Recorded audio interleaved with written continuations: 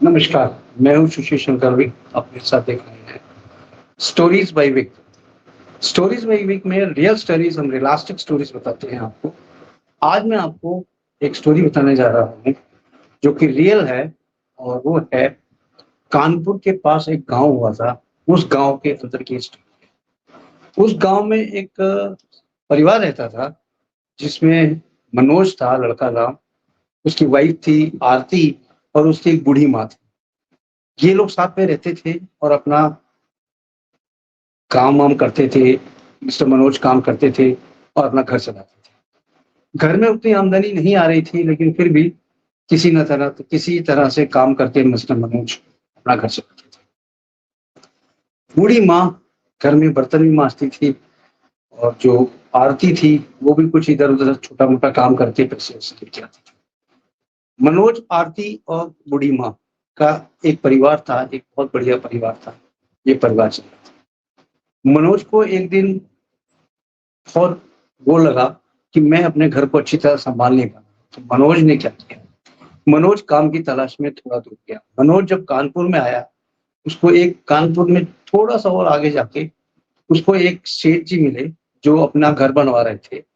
वहाँ पे मिस्टर मनोज को कोई काम मिल गया, जो पल्लेदारी कहते हैं, जो ईंटा ब से घर बनाते हैं, वहाँ उसको काम मिल गया। मिस्टर मनोज अब रोज़ वहाँ जाते थे, काम करते थे। सुबह निकल जाते थे, खाना-वाना लेके काम करते थे, रात को वापस आ जाते थे। इस तरह से उसका दिनचर्या चल रहा। मनोज की ज़िंदगी भी अच्छी तरह चल रही थी और सेठ जी का घर भी अभी बन रहा था। क्योंकि सेठ जी का काफ़ी आलीशान मकान बन रहा था, तो उसमें काफ़ी टाइम भी लग रहा था। इसलिए धीरे-धीरे उनका मकान बन रहा था और मनोज की एक तरह से नौकरी वहाँ बहुत ही पक्की हो गई थी। एक दिन की बात है, मनोज वहाँ पे थोड़ा लेट हो गया काम करने में और वापस वहाँ से जब आ रहा था, तो खूब बरसात हो रही थी रास्ते में। जब खूब बरसात हो रही थी, तो मनोज थोड़ा-सा और आगे आता है, उसका साइकिल का ब्रेक फेल हो जाता है और पीछे से एक ट्रक आती है और मनोज को वहीं रौंद के चली जाती है। मनोज की वहीं डेथ हो जाती है। मनोज के पास कोई भी ऐसा एविडेंस नहीं था, जिससे ये पता चल सके कि मनोज जो है कि कहाँ का है और क्या है, कैसे है, कोई प्रूफ नहीं था। इसलिए उसको लावारिस लाश पुलिस समझ के जला देती है। मनोज की लाश जब जल जाती है और मनोज जब अपने घर नहीं पहुँचता है, तो इधर उसकी माँ भी दुखी होती है और आरती भी दुखी होती है कि हो सकता है कहीं काम-वाम में रुक गया। मनोज तो परलोक सुधार चुके थे, इस तरह कोई उसको पता भी नहीं था घरवालों को क्या है, क्या नहीं है। उधर सेठ जी देखते थे कि मनोज रोज़ टाइम से आता था और काम करके चला जाता था। आज मतलब 7-8 दिन हो गए, वो आ नहीं रहा है। तो मनोज के जो सेठ जी थे, वो उनके घर जाते हैं और पता करते हैं कि भाई क्या हुआ? कहाँ है वो? तो बूढ़ी माँ कहती है कि हमें ये पता चला है कि वो अपने आपके यहाँ से काम करके लौट रहे थे और उनकी डेथ हो गई, वो मर गए। तो अब वो इस दुनिया में नहीं रहे हैं, तो हम क्या कर सकते हैं? इसलिए वो आपके पास नहीं आए। मनोज के जो सेठ जी थे, जो आए थे घर में, जो ठेकेदार थे, सेठ जी नहीं थे, ठेकेदार कह लो आप, सेठ जी तो अलग होते हैं। ये ठेकेदार जी थे, तो ठेकेदार ने आके कुछ जो इसके पगार-वगार जो बची हुई थी, वो पगार-वगार इसको दे देते हैं और बोलते हैं कि भई ये इनका पैसा बचा हुआ था, ये तुम ले लो। थोड़ा-सा कुछ और भी आर्थिक मदद कर देते हैं, ताकि इनकी ज़िंदगी चले और चल के चलेगा। इधर सेठ जी का जो आदमी था, वो घर अपने पहुँचता है और ये सो रहा था। दूसरे दिन सुबह इनके यहाँ खटखट की आवाज़ होती है। दरवाज़ा खोलते हैं ये ठेकेदार साहब, दरवाज़ा खोलते हैं, हक्का-बक्का रह जाते हैं, सामने मनोज खड़ा। मनोज इनसे माफ़ी माँगता है कि मैं काफ़ी दिन हो गया आ नहीं पाया आपके पास, मैं थोड़ा बीमार चल रहा था और मेरी दादी जी थी, जो अम्मा जी थी, उनको मैं दिखाने ले गया था, ये करने को मतलब स्टोरीज़ बताया। मैंने कहा, "भई हम तो आपके घर भी गए थे, तो वो पता चला कि भई आपकी डेथ हो चुकी है।" तो मनोज बोलता है हँस के, "नहीं, नहीं, वो तो बूढ़ी माँ है, उसको बेचारी को क्या पता, मैं अंदर सो रहा था।" मेरी तबीयत ठीक नहीं थी। इतना कह के तो वो मान गए और उन्होंने मनोज ने ठेकेदार से फिर गुजारिश की कि भई इसको काम दिया जाए। तो ठेकेदार ने कहा ठीक है, आप अपना काम चालू करो, जहाँ आप काम कर रहे थे वहीं पे जाके करिए, कोई ऐसी बात नहीं। मनोज फिर अपने काम में लग गया। अब मनोज, ये मनोज नहीं था, बल्कि मनोज की आत्मा थी। आत्मा के रूप में मनोज आई और उसने काम शुरू किया। मनोज जो है, वो रोज सुबह आता था और काम करता था और अपने घर चला जाता था। घर वालों को पता ही नहीं था कौन आ रहा है, कौन जा रहा है। मनोज वहाँ पे एक दिन कार्य कर रहा था, हल्का-हल्की बूंदाबांदी भी हो रही थी। रात को सारे मज़दूर 6 बजे चले जाते हैं, शाम को। ये मनोज फिर भी अपने काम में लगा हुआ था। जो फिर चौकीदार आता है, जो टेक ओवर करता है चौकीदार चार्ज रात को, उसने देखा मनोज अभी भी काम पे लगा हुआ है और ईंटों पे ईंट लगाए जा रहा है, तो इसने भी उसको परेशान नहीं किया। उसने कहा चलो ठीक है, अब काम कर रहा है तो करने दो। मैंने कहा भाई सब चले गए, तुम भी कर लो। कहता हम थोड़ा-सा काम और कर लेंगे फिर चले जाएँगे। ठीक है, चौकीदार ने कहा चलो ठीक है, करो थोड़ा-सा काम। थोड़ा-सा काम करते-करते वो काफ़ी काम करने लगे। करीब 7-8 बजे चौकीदार भोजन करने गया, भोजन करके वापस आया, देखा फिर भी मनोज काम किए जा रहा है। मनोज के पास जाते हैं और मनोज को बोलते हैं, "भई अब तो चला जा, अब तो हो गया काम।" तो कहता है कि नहीं थोड़ा-सा और काम है, मैं करता हूँ। तो उसको चौकीदार को बोलता है कि 2 मिनट में मैं बाथरूम करके आ रहा हूँ। वो चौकीदार की सीट पे जाके मनोज बैठ जाता है कुर्सी पे और तब तक चौकीदार खाने-वाने खा के आता है उसके पास। बोलता है कि आप 2 मिनट रुको, मैं बाथरूम करके आता हूँ। सामने एक पेड़ था, पेड़ के पीछे ये बाथरूम करने गया मनोज और बाथरूम करके कब अपने काम पे वापस आके लग गया, ये चौकीदार को पता नहीं चला। चौकीदार ने वापस मुड़ के देखा कि ये मनोज तो काम कर रहा है, गेट तो एक ही है आने-जाने का, मनोज गया किधर से? ये बड़े अचंभे में हो गया कि भाई जाएगा तो यहीं से जाएगा, रास्ता तो यही है, ये कैसे गया कहाँ से? और पेड़ के पीछे इतनी देर से बाथरूम कर रहा था, ये भी उसको गवारा नहीं किया। मनोज के पास जाके पूछता है कि भाई तुम आए किधर से? तुम तो गेट पे मैं खड़ा हूँ, बैठा हूँ और आप उधर से निकले मुझे दिखे ही नहीं। कहता है नहीं मैं आपके सामने से निकला हूँ, आपने देखा नहीं, आपने ध्यान नहीं दिया। चलो ठीक है, अपना काम करो। वो अपना काम किया और काम करके वापस मनोज चला गया। काफ़ी रात भी हो गई थी, 1-2 बज चुका था, मनोज निकल गया काम करके।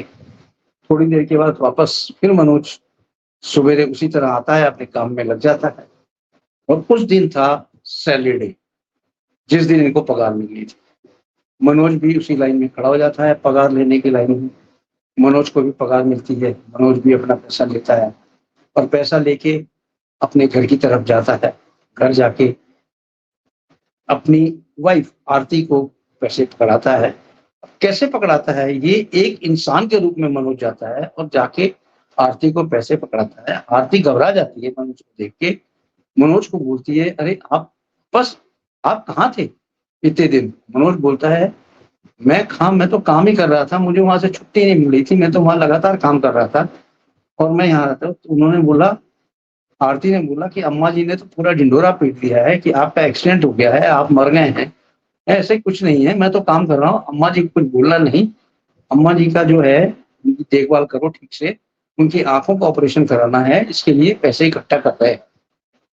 ये एक चाह थी उसकी मनोज की कि मैं अपनी माताजी का आँख का ऑपरेशन करवाऊँ और उसको आँख से कम दिखे तो। ये मनोज की अंतरिम इच्छा थी, अंदर से इच्छा बोलती है।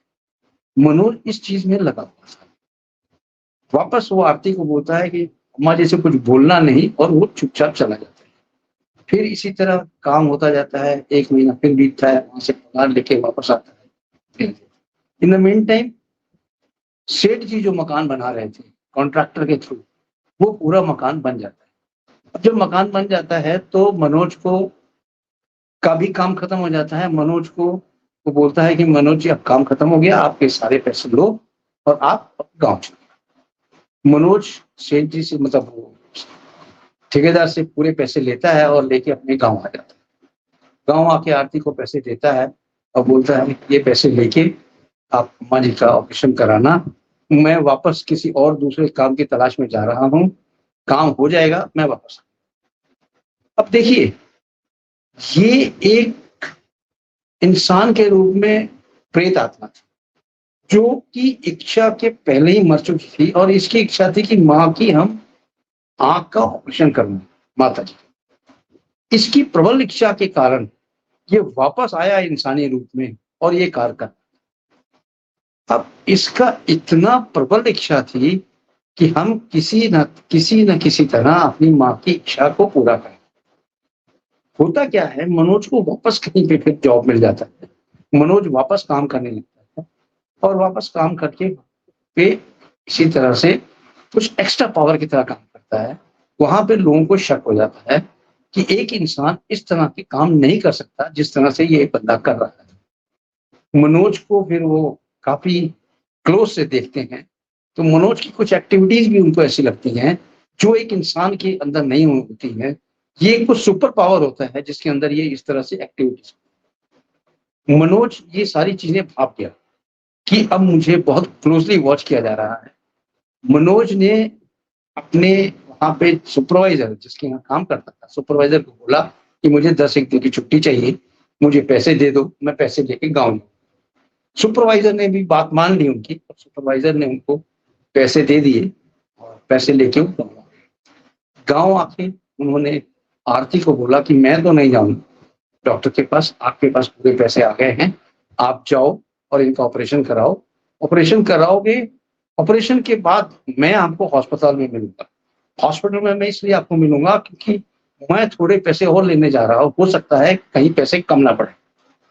आरती उनका कहना मान जाती हैं, आरती उनको हॉस्पिटल लेके जाती हैं, माताजी का ऑपरेशन होता है, माताजी की आँखें एकदम स्वस्थ हो जाती हैं और जब लास्ट दिन पट्टी खुलने वाली होती है, तो जैसे ही मनोज की अम्मा जी की पट्टी खोली जाती है, सामने मनोज को देख के वो बहुत खुश होती हैं, मनोज को गले लगा लेती हैं और मनोज को गले लगाने के बाद आँसू इतने रोती है कि पूछो मत।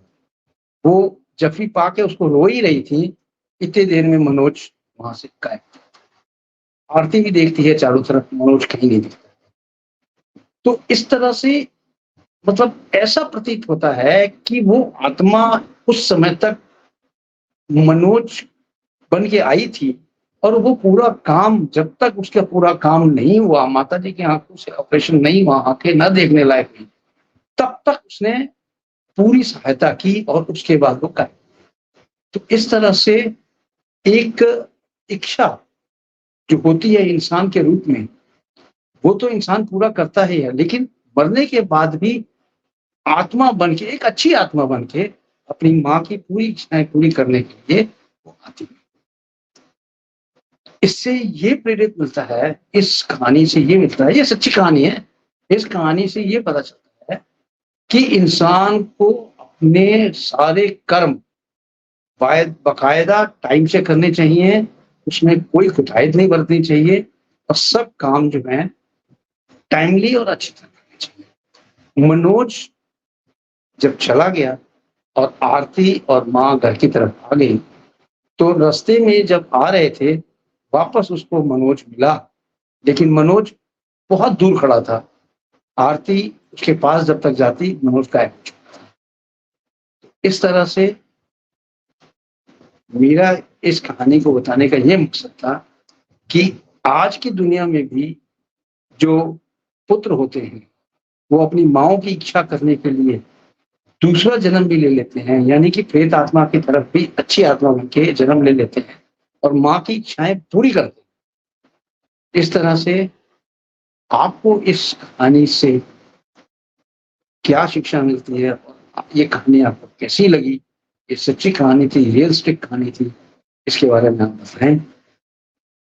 सुशील स्टोरीज़ बाय विक को आप सब्सक्राइब करें, चैनल को लाइक करें और वीडियो को लाइक करें और कमेंट बॉक्स में जाके बताएँ कि आपको किस तरह से और भी स्टोरीज़ चाहिए। क्योंकि हम यहाँ पे हॉरर स्टोरीज़ भी पेश करेंगे, रियलिस्टिक भी स्टोरी पेश करेंगे, प्लस आज की दुनिया में जो हो रहा है, वो भी चीज़ें पेश करेंगे। जय हिंद, जय भारत।